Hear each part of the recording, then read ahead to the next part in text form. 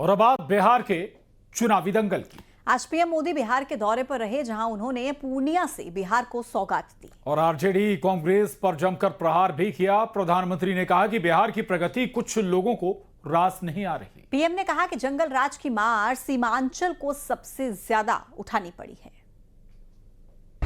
इन लोगों ने घोटाले और भ्रष्टाचार करके बिहार की साख को बहुत नुकसान पहुंचाया। चुनावी साल में प्रधानमंत्री नरेंद्र मोदी 7वीं बार बिहार आए।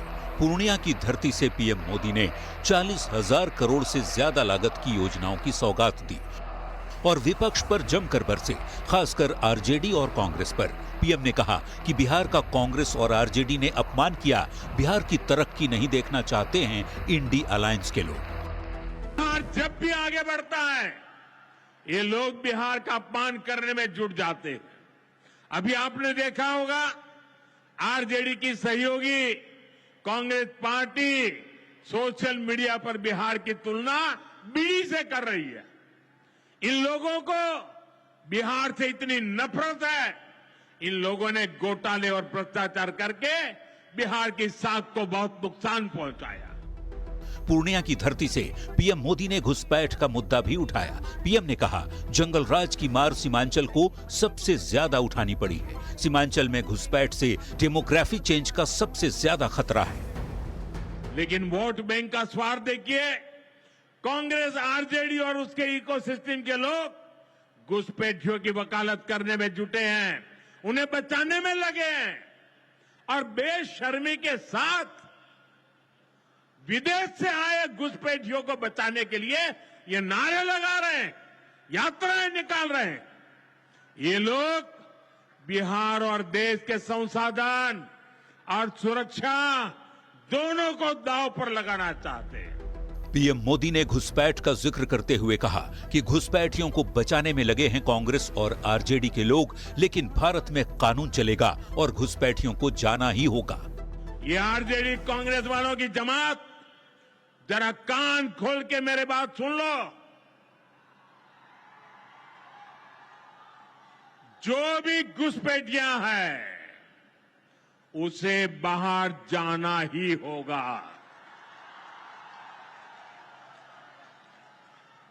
घुसपैठ पर ताला लगाना एनडीए की पक्की जिम्मेदारी है।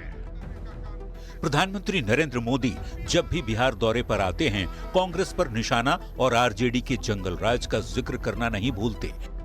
इस बार धरती सीमांचल की थी, तो पीएम मोदी ने सीमांचल के जरिए घुसपैठ का जिक्र करते हुए कांग्रेस और आरजेडी पर जमकर निशाना साधा।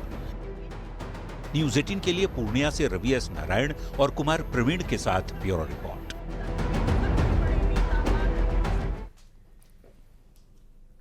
बिहार महागठबंधन में सीट बंटवारे को लेकर मचा घमासान अब खुलकर सामने आ रहा है। पहले कुटुंबा में कांग्रेस की तरफ से बुलाई गई बैठक में आरजेडी का कोई नेता नहीं पहुंचा, तो वहीं दूसरी तरफ आज होने वाली महागठबंधन की बैठक भी रद्द हो गई।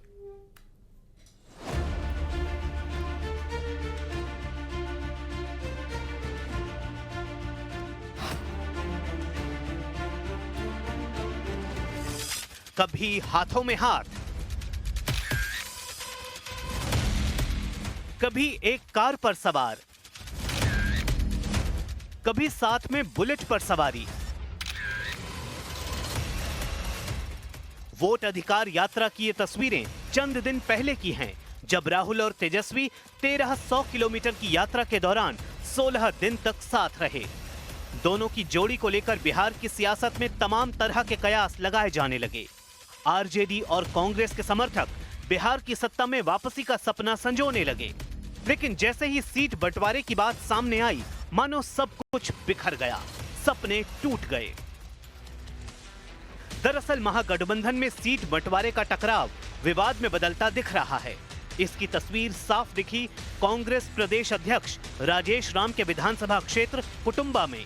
दरअसल 13 सितंबर को एक विवाह भवन में कांग्रेस ने बड़ी बैठक बुलाई थी। बैठक के लिए आरजेडी नेताओं को भी बुलाया गया, लेकिन वहां कोई आरजेडी नेता पहुंचा ही नहीं। इसे लेकर अब कांग्रेस के अंदर नाराजगी है।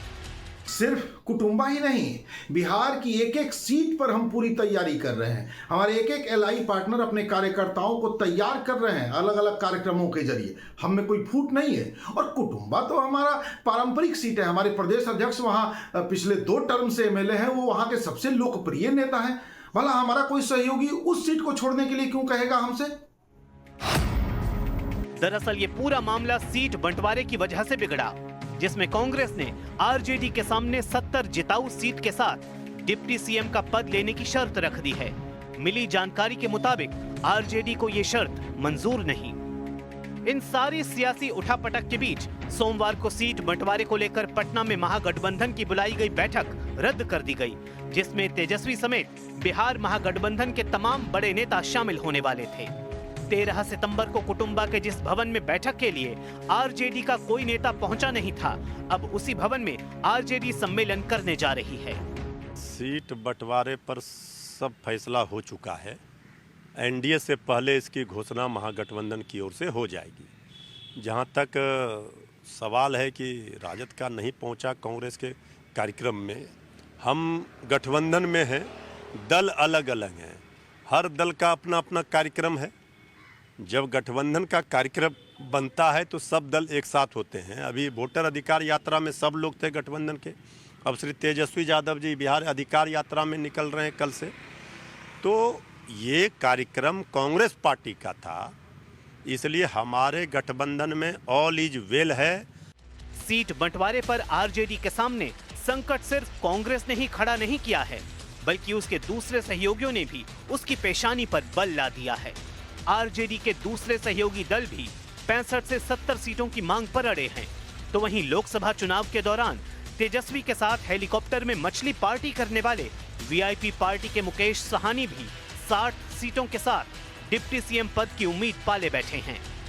243 सीटों पर चुनाव लड़ने का ऐलान कर चुके तेजस्वी यादव के सामने अब कांग्रेस और वीआईपी की सीटों की शर्तें गले की फांस बन गई हैं। बड़ा सवाल यही है कि क्या महागठबंधन टूटेगा या आखिरी वक्त पर कोई समझौता उसे साध लेगा।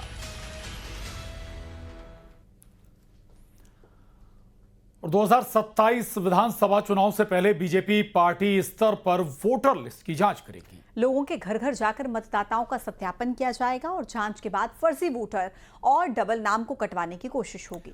वहीं एसपी सांसद राजीव राय ने इसे लेकर चुनौती दी है। उन्होंने कहा कि अगर बीजेपी ऐसा करेगी तो एसपी के कार्यकर्ता हर बूथ पर लड़ेंगे।